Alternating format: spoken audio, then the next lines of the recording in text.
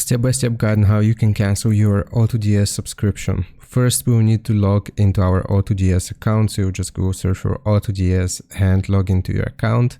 Then the second step will be going to account settings. Once we've logged in, you want to navigate to account settings. You can find it by clicking on your profile icon, which should be in the top right of the in the top right corner of your screen. The third step will be the billing section. So in account settings, we want to look for billing or subscriptions. This is where you will be able to find all of your subscriptions, and we will just cancel the subscription. So there you should see an option called end plan or cancel subscription, and you just want to click on the option. Then you will simply confirm the cancellation and check the subscription period. So keep in mind that if you cancel before your billing cycle ends, you might still have access to AutoDS features until the cycle concludes. So that's basically how you do it. I hope this helps. Leave a like and sub, and I'll see you next time.